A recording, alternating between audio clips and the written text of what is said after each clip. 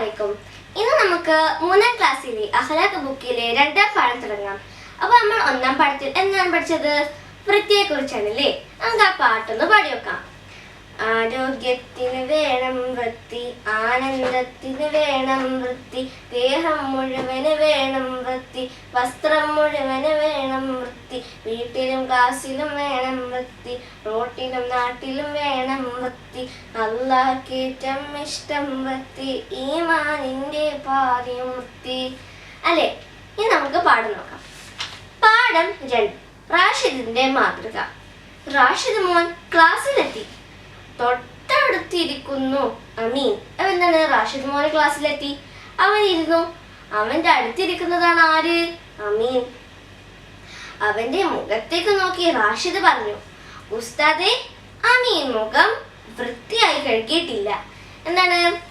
അവന് അമീന്റെ മുഖത്തേക്ക് ഇങ്ങനെ നോക്കിയിട്ട് ഉസ്താദ് പറഞ്ഞത്, ഉസ്താദേ, അമീൻ മോൻ വൃത്തിയായിട്ട് മുഖം കഴുകിയിട്ടില്ല. ഉസ്താദ് അവനോട് പതുക്കെ ചോദിച്ചു. എല്ലാവരുടെ മുന്നിലിട്ട് ഇങ്ങനെ ചോദിക്കാൻ അത്ര നല്ലതല്ലേ. അപ്പൊ എന്ത് ചെയ്തു? ഉസ്താദ് അവനോട് പതുക്കെ ചോദിച്ചു, കഴിഞ്ഞ ദിവസം വൃത്തിയെ പറ്റി പഠിച്ചത് മോൻ മറന്നുപോയോ? കഴിഞ്ഞ ക്ലാസ്സിൽ എന്താ പഠിച്ചത്? വൃത്തിയെ കുറിച്ചാണ്. എന്നിട്ട് അത് പാലിച്ചില്ലല്ലേ. സ്നേഹത്തോടെ ഉസ്താദ് അമീനിനെ മുഖം കഴുകാൻ പുറത്തേക്ക് അയച്ചു. എന്താണ്? ഉസ്താദ് എന്ത് ചെയ്തു? അവനോട് പറഞ്ഞു, മുഖം കഴുകിയിട്ട് വന്നു. അല്ലെ, ദേഷ്യത്തോടല്ല, പിന്നെ എങ്ങനെ? സ്നേഹത്തോടെ. അവൻ വന്നപ്പോൾ ഉസ്താദ് എല്ലാവരോടുമായി പറഞ്ഞു, കുട്ടികളെ, നാം അറിവ് പഠിക്കുന്നത് അതുപോലെ ചെയ്യാനാണ്. പഠിച്ചതനുസരിച്ച് പ്രവർത്തിക്കുമ്പോഴാണ് ഇൽമ് നാഫിയാകുന്നത്. എന്താണ്? എന്തിനാണ് നാം പഠിക്കുന്നത്?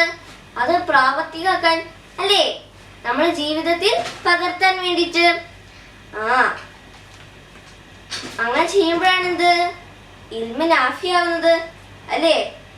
ഉപകാരപ്പെടാത്ത അറിവിനെ തൊട്ട് നബി സല്ലല്ലാഹു അലൈഹി വസല്ലമ തങ്ങൾ അള്ളാഹുവിനോട് കാവൽ ചോദിക്കാറുണ്ടായിരുന്നു. എന്താണ്? ആവശ്യമില്ലാത്ത അറിവിനെ തൊട്ട് എന്ത്? കാവൽ അല്ലെ ചോദിക്കാറുണ്ടായിരുന്നു. ആര്? നബി സല്ലല്ലാഹു അലൈഹി വസല്ലമ തങ്ങളോട്. ആരോട്? അള്ളാഹുവിനോട് അല്ലേ? പെട്ടെന്ന് റാഷിദ് മോൻ എഴുന്നേറ്റ് കൊണ്ട് പറഞ്ഞു, ഉസ്താദേ, ഞാൻ ഇന്ന് വീട്ടിൽ നിന്ന് പുറപ്പെട്ടപ്പോൾ ഉമ്മയോട് സലാം പറഞ്ഞിരുന്നു. എന്താണ്? റാഷിദ് മോൻ അവന്റെ സീറ്റിൽ നിന്നും എണീറ്റു. എന്നിട്ട് പറഞ്ഞു, ഉസ്താദേ, ഞാൻ ഇന്ന് വീട്ടിൽ നിന്ന് ഇറങ്ങുമ്പോൾ ഉമ്മാനോട് സലാം പറഞ്ഞിട്ടാ ഇറങ്ങിയത് അല്ലേ? അത് നല്ല കാര്യമാണോ? ആണല്ലേ?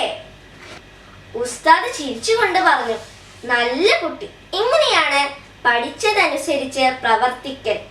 എന്താണ്? ഉസ്താദ് ചിരിച്ചുകൊണ്ട് പറഞ്ഞു, നല്ല കുട്ടി, ഇങ്ങനെയാണെന്ത്? പഠിച്ചതനുസരിച്ച് പ്രവർത്തിക്കൽ അല്ലേ?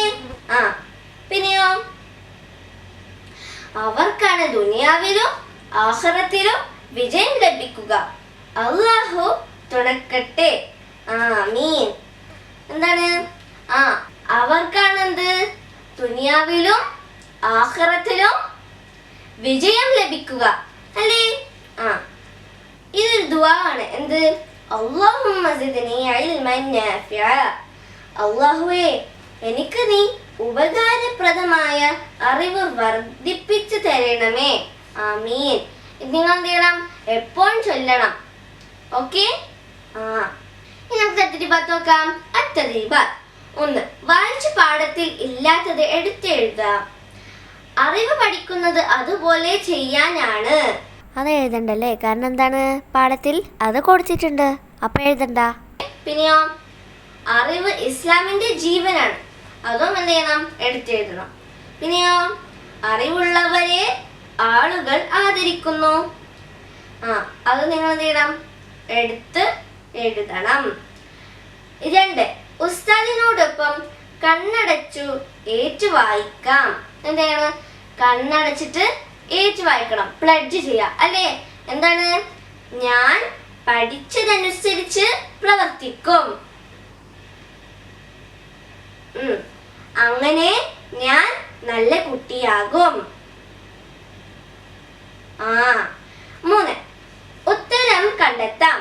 1. നാഫിയായ ഏതാണ് നാഫിയായ അറിവ്? പഠിച്ചതനുസരിച്ച് പ്രവർത്തിക്കുമ്പോഴാണ് ഇൽമായി നാഫിയാകുന്നത്. 2. നബി സല്ലല്ലാഹു അലൈഹി വസല്ലമ കാവൽ ചോദിച്ചു. എന്തിനെ തൊട്ട്? ഉപകാരപ്പെടാത്ത അറിവിനെ തൊട്ട്. 3. എന്തിനാണ് നാം അറിവ് പഠിക്കുന്നത്? നാം അറിവ് പഠിക്കുന്നത് അതുപോലെ ചെയ്യാനാണ്. 4. പഠിച്ചതനുസരിച്ച് നിങ്ങൾ ചെയ്യുന്ന കാര്യങ്ങൾ എണ്ണി പറയാമോ? എന്തൊക്കെയാണ്? സലാം പറയൽ, നിസ്കരിക്കൽ, വുളു എടുക്കൽ, മര്യാദകൾ പാലിക്കൽ, അങ്ങനെയൊക്കെ കുറെ ഉണ്ടല്ലേ. അത് നിങ്ങൾ എന്ത് ചെയ്യാ? എണ്ണീറ്റ് പറയാം. അങ്ങനെ നമ്മൾ എന്ത് ചെയ്തു? പാഠം കംപ്ലീറ്റ് ആക്കി. ഇനി നമുക്ക് സലാത്ത് ചെയ്യാലോ. സ്വല്ലല്ലാഹു അലാ മുഹമ്മദ് സ്വല്ലല്ലാഹു അലൈഹി വസല്ലം സ്വല്ലല്ലാഹു അലാ മുഹമ്മദ് സ്വല്ലല്ലാഹു അലൈഹി വസല്ലം അല്ലാഹുമ്മ സ്വല്ലി അലാ മുഹമ്മദ് യാ റബ്ബി സ്വല്ലി അലൈഹി വസല്ലം. അസ്സലാമു അലൈക്കും.